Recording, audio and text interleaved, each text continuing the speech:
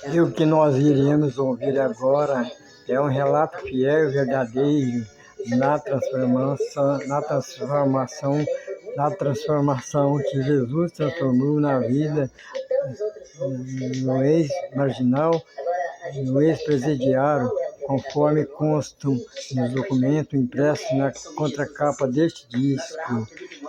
O disco vinil de 1993.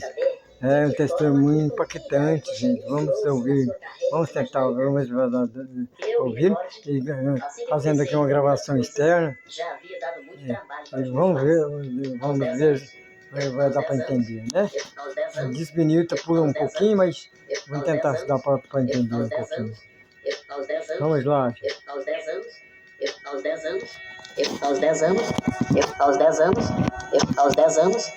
Aos 10 anos, eu dormia nas ruas, junto aos mendigos, mesmo 15. A minha mãe, quase louca, saía à minha procura e me encontrava dormindo dentro de carros velhos. E chorando, ela me levava para casa. O meu pai, no momento de desespero, usava os piores castigos. Ao amanhecer, para ir trabalhar sossegado, era necessário colocar correntes com cadeados em meus pés, pois se me levasse ao seu trabalho, lá eu roubava alguma coisa. E andando pelas ruas, ele ouvia sempre alguém dizer: "Ah lá o pai do cabeção ladrão."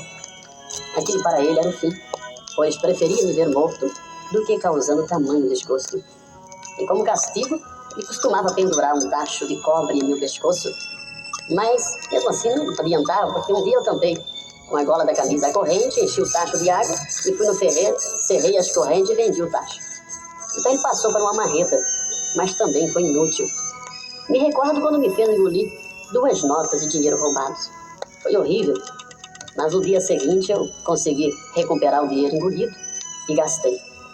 Irmão Edson, então pelo que você está reportando, os castigos que teu pai exercia sobre você não resolveram absolutamente nada. Ao contrário, isso te deixava mais nervoso e revoltado. Nesses casos, ao invés desse tipo de castigo brutal, é importante frisar que um diálogo amplo entre o pai e o filho traz um resultado totalmente satisfatório. Não é verdade, irmão Edson? Positivo, irmão. Não tem dúvida nenhuma. Como vocês podem ver, não havia solução para mim. Foi então que o meu pai cansou. As autoridades também se cansaram. E fui levado para a FEBEM em Belo Horizonte. E lá, ao invés de me regenerar, eu aprendi a cheirar cola de sapateiro. E nos momentos de loucura, eu bebia a cola, pensando que era doce de leite. E com esse vício, eu perdi a minha vista direita e danifiquei o meu pulmão, pois eu cuspia cola misturada com sangue. Fui para Divinópolis e me envolvi com os colegas de mau procedimento, trazendo graves problemas para a sociedade. Quando a cola não fazia mais efeito, eu passei para maconha, benzina, artano e outras drogas que estragaram meus dentes. E me tornei um viciado, independente. Então roubava para obter as drogas. Irmão, esse assunto de drogas é muito tocante e profundo. Inclusive, esse assunto serve também de alerta para os nossos jovens de hoje, né? Principalmente os adolescentes, porque há um pensamento de que as drogas é coisa de marginal ou ladrão. Mas não é bem assim. Todos nós sabemos que, às vezes, um bom jovem acaba caindo no domínio de um traficante e depois de estar viciado, ou seja, dominado por ele, ele acaba tendo que roubar, tem até que roubar para sustentar o seu vício. Então, é necessário que o jovem se conscientize de que a melhor maneira dele, no futuro, não ser um delinquente é evitando a primeira dose. Não é verdade, irmão? É claro. Nunca nem passar perto, fazer o possível, se o seu amigo ou alguém que considera como careta, otário, quadrado, é sempre as frases que usam. É melhor você ser um careta, um quadrado, do que perder sua vida, sua alma, seu corpo, que será danificado mais tarde, e estragar a vida dos seus pais. A essa altura, eu havia me tornado um ladrão profissional. E ao completar 18 anos, dei entrada no cadeião daquela cidade, condenado a 1 ano e meio de cadeia. Quando havia cumprido 1 ano e 1 mês, não aguentando o sofrimento, planejamos uma fuga, eu com mais 4 detentos, e conseguimos fugir. E passei por muitos estados. Um dia eu comia bem, outro dia eu passava fome, correndo na frente de tiros, sem paz e sem esperança. Fazendo uso de documentos falsos, eu trilhava o triste caminho da marginalidade.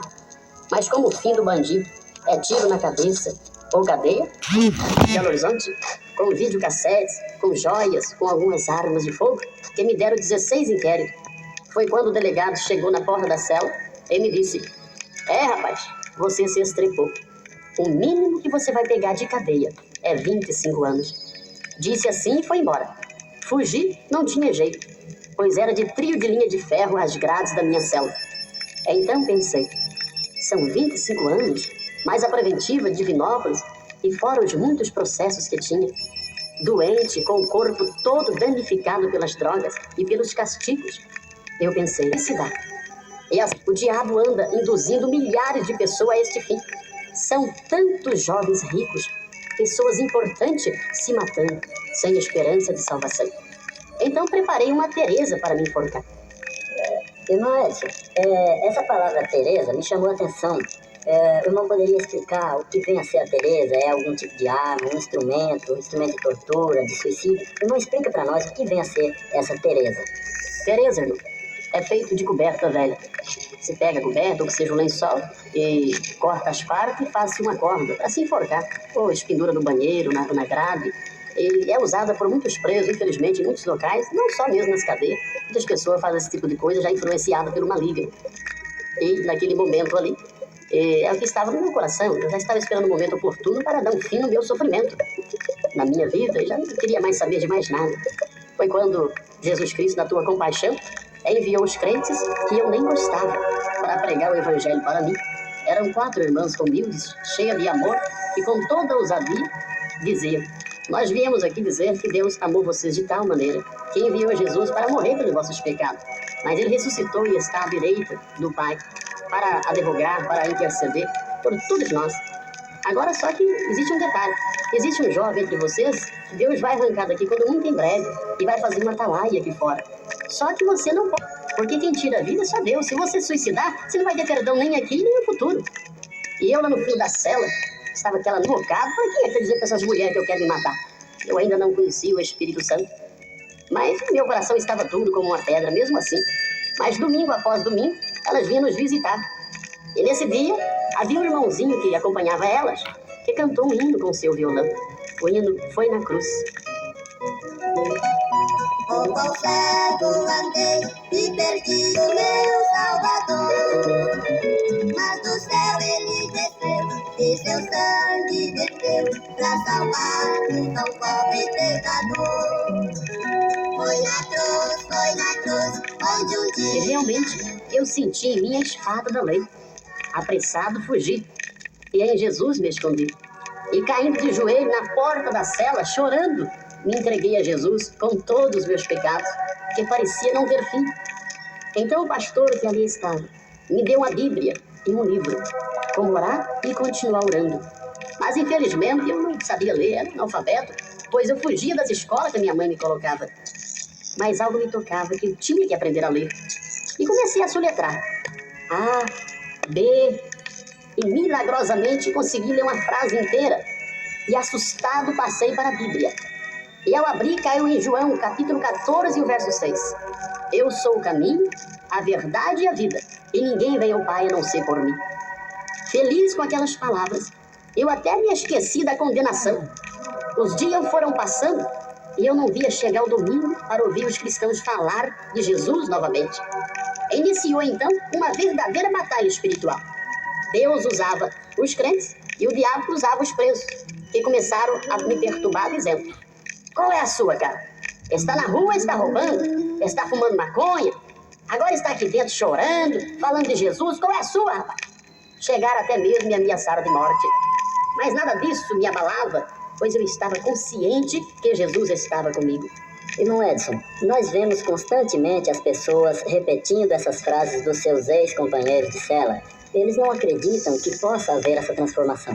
Eu gostaria que o irmão passasse a sua experiência para essas pessoas e também para os seus ex-companheiros, uma palavra de esperança e de libertação.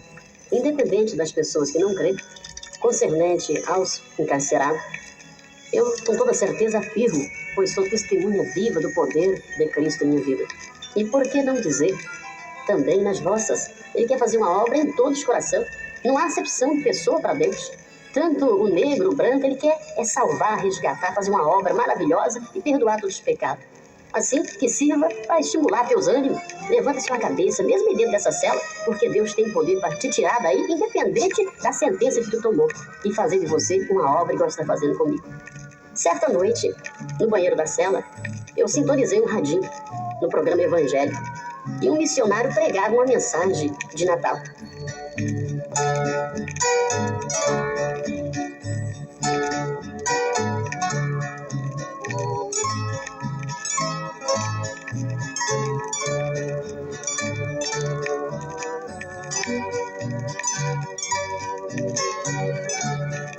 E aquele homem não parecia falar com mais ninguém no mundo, a não ser comigo. Ele falava, e como uma espada aguda, suas palavras feriam meu coração. E comecei a recordar minha infância. Até aquele momento, só sofrimento, desespero, correria, pecados. E comecei a orar assim: Senhor, eu sei que és real, que vives e que me amas. E não importa se eu ficar aqui 15 ou 25 anos, como o delegado falou. Mas o dia que o Senhor me tirar daqui de dentro, eu quero pregar o teu evangelho para todos que o Senhor me der. Bem sei que eu tenho feito mal. Isso. E contei tudo que fiz para Deus. Naquele momento, a majestade de Deus encheu aquele local. E eu senti Deus me abraçar, o fio pródigo, aleluia. E Deus me recebeu. E entre soluços, eu dava glórias a Deus. E passado alguns dias, colocaram gemas no meu punho. E a caminho do fórum, eu disse: Jesus, vamos comigo. Eu creio que o Senhor pode me defender desta. E chegando, fui colocado numa cadeira de réu. Um soldado de um lado e um do outro. E designaram para mim um advogado do Estado.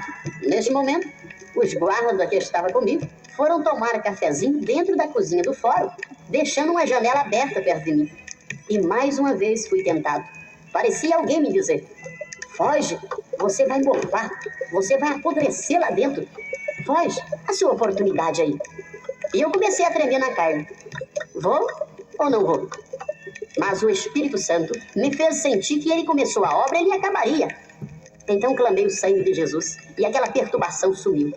Os guardas retomaram as suas posições. O juiz disse à advogada: a senhora quer fazer alguma defesa em favor? Eu, no íntimo, orei assim: Senhor, use esta mulher para fazer a minha defesa, ainda que eu não mereça. O Senhor formou ela, formou céu, estrela. Isso para o Senhor é coisa pequena. Então ela se levantou e disse: eu quero falar sim. E Jesus não só fez a minha defesa por intermédio dela, mas quebrantou o coração do juiz, tudo ao mesmo tempo. Quando ela terminou, ele disse: tira as algemas do homem que ele está livre. E quando o sargento destrancava as algemas, eu comecei a pular e chorando. E dava glórias a Deus. As pessoas achavam que eu estava louco, mas não. Era a liberdade das drogas, das cadeias, do inferno, para servir a Deus em espírito e em verdade. Então saí correndo. Parecia que voava rumo à cadeia para pegar a minha Bíblia e ir embora. Chegando lá, os presos tomando sol assustaram quando me viram em liberdade. E eles diziam: qual é a sua, cara? Tanto pepino tá aí solto? Qual é a sua, cara? Gente, já terminamos aqui o lado A, com a rotação 30, com a rotação normal é 33, mas coloquei a rotação 45 não, coloquei a rotação normal é 33, coloquei a rotação 43 para dar tempo de passar, porque ele está pulando um bocadinho, né?